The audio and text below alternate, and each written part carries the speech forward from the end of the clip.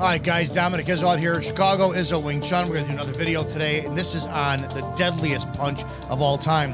At this suggestion from Bog Wappet 79, says, I'm liking the direction you're taking, picking out all the positives in other people's material. Of course, we overly bitch about the stuff that doesn't work out there, so why not just talk about the stuff we do like? If you haven't already come across him, Dan the Wolfman Theodore has some good self-defense content. I recommend you checking his channel out. Bog Wappet, at your suggestion, I actually looked at one of his videos last night, which we're going to review today, and I was pretty fucking impressed with it. There was a point with something that I actually heavily agree with him on that we're going to go over. This is from Dan the Wolfman's YouTube channel. His video is titled, Systema Deep Punches Are Bullshito. BS. Oh, really? From Combatives and Street Jiu-Jitsu Seminar. So we're going to play this. I'm going to go over what I like about this. Again, I have no intent on playing any or talking about anything I don't like, but I'm going to tell you something. I've seen Systema over the years. I've seen a lot of stuff on it. A lot of people mock it, but there's a massive point in the Systema system that I think is extremely powerful, and this is why I'm going to put out there that this is the world's most deadliest strike in application. We'll talk about this. I'm going to let the video play, and we'll discuss it.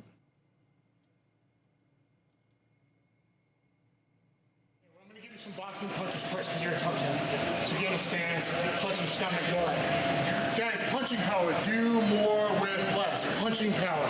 So you got a guy who's used to being sport fighters. I'm just hitting his muscles. And guys like me and him got a little bit of padding and a big old muscle guy. You're not going to penetrate through. Gotta remember, too, the points he's making here. This guy's another fit guy. He's thick, right? He's a bigger guy. I think that I'm going to speak to the inexperienced here. I'm going to speak to the MMA crowd that thinks that everybody and their mother's in shape. You ever see these MMA guys when they're off season? Yeah, they're like normal people. And not to mention the fact that MMA guys, these are their income. So they're not going to be hitting you in the street unless they're insane and losing a contract and money. So again, a lot of the sparring out there, you know, you guys are doing still gloved up, and that's the number one reason you won't see me sparring is because I don't need to put the gloves on. If we're going to train, we're going to train in Chisao, which is the exact same thing with sparring. You're just closing the gap and you're eliminating it, and we're training without anything on our hands. So we're not a Wing Chun school that does that bullshit of putting padding on your hands so you can hit the strike. No, you need to hit. So if you wind up hurting your hand, you're like, shit, I need to know what that experience is like. I think it's very, very valuable. And again, you have to look at the common person out there. And we're going to get into defining what a fight is later on in videos, because I think far too many people think that winning a fight means by knockout or submission.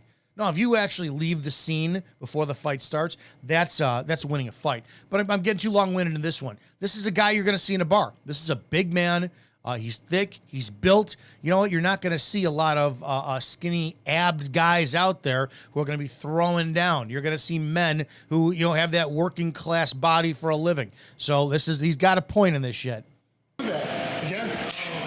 Okay. I'll also tell you why that makes him more dangerous than most people. I can go a little harder, but he'll hurt a little bit, but not bad. But I can just be loose in here and play. Ready? Ooh. Feels like punching the inside. The second I saw him do that, I knew instantly that this isn't bullshit. I know what he's doing. If you train Kung Fu, now again, I have no experience in the Systema, excuse me. I've seen a lot of people do it. I've seen a lot of people mock it.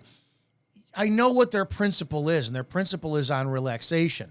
That's a Wing Chun concept as well, too. It doesn't strictly wind up adhering to only Wing Chun. It's like we don't own it. So that's what I like about Systema. But when I saw him demo this on that guy didn't drop out of being a willing demo.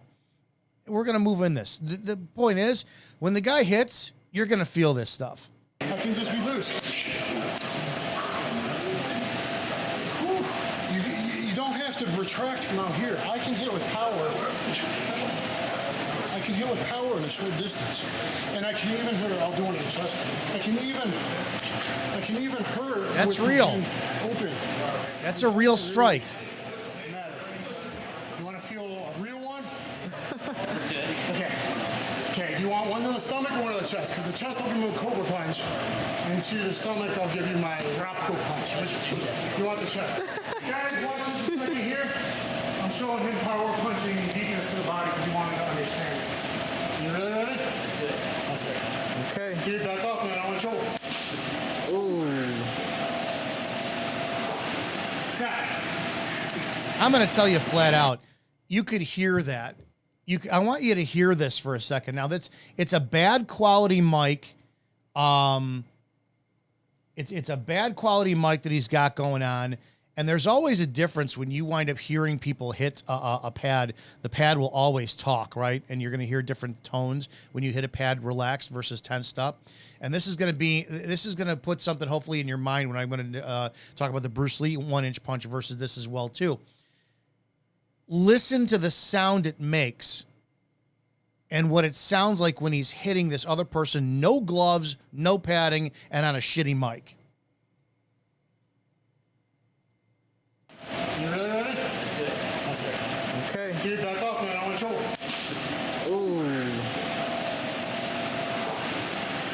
Ooh. Here's why this guy is actually, he knows what he's talking about. The concept of a sap, right? And Bruce Lee talked about it. It's like karate is like an iron bar hitting that goes whack, and then Kung Fu is like a ball and a chain that goes bong. It's the same concept. Think of kicking up a sleeping animal, a sleeping toddler. You know how they're heavier? They're actually much heavier when you wind up picking them up. They feel heavier. It's the dead weight concept. If I took a baseball and I threw it against the wall, it would hit it, it would dent it, and it would just bounce back off. But if I took a beanbag and I threw it against the wall, it would stick against the wall and it would slide down. It's the kinetic energy that you're putting into the object.